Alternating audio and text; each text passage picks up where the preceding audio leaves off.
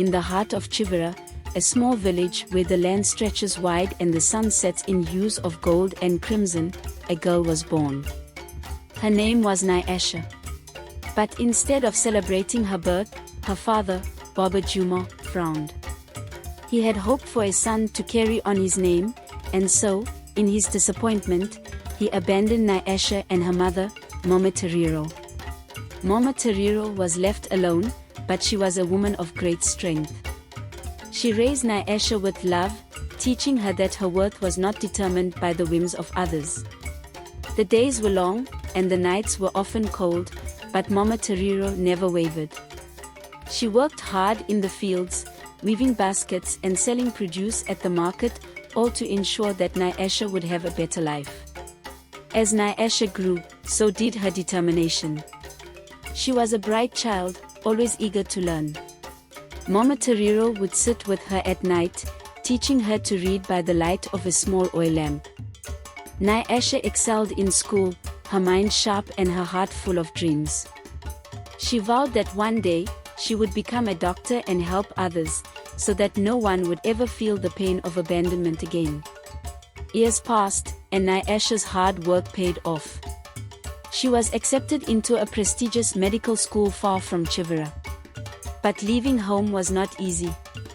Mama Teriro had sacrificed so much, and the thought of leaving her alone weighed heavily on Nyasha's heart. Yet, Mama Teriro, with tears in her eyes and pride in her heart, urged her daughter to go. "Go, my child," she said, "and show the world what a girl from Chivara can do." Medical school was a world away from the fields of Chivara.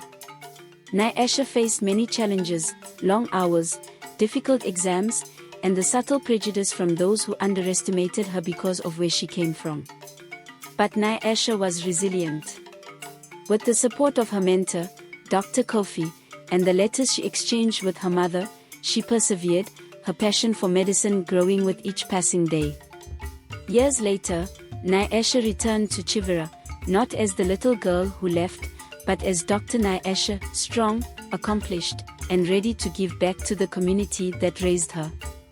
The village celebrated her return with joy and pride. She opened a small clinic, where she treated everyone, regardless of their ability to pay. She had become the doctor she always dreamed of being, and her mother's eyes shone with pride. One day, as Nyasha was treating patients at her clinic, an old man was brought in on a stretcher. He was weak and frail, his face lined with years of hardship. Nyasha's heart skipped a beat when she realized who it was, Baba Juma, the father who had abandoned her. The man who left her because she was a girl now lay before her, in need of her help. Nyasha was torn.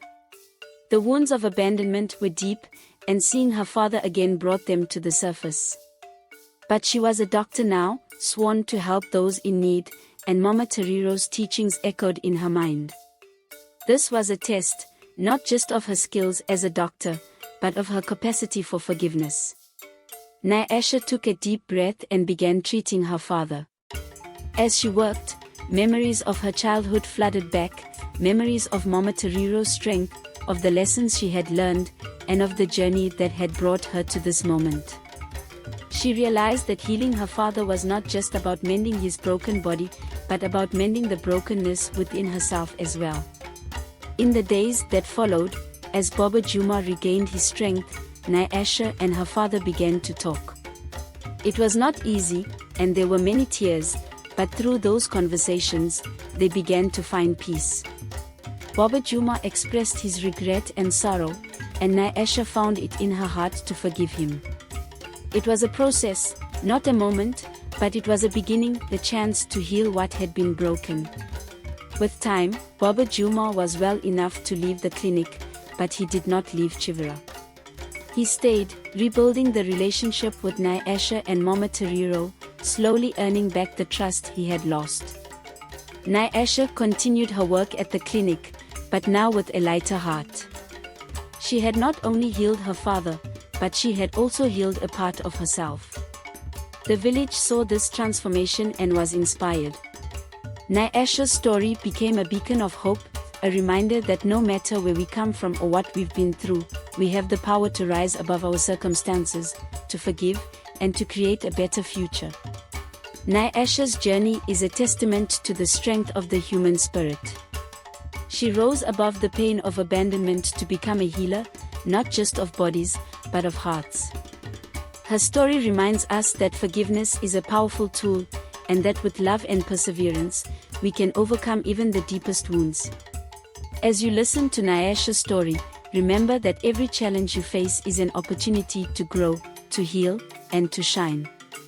May her story inspire you to find the strength within yourself to forgive, to heal, and to rise above.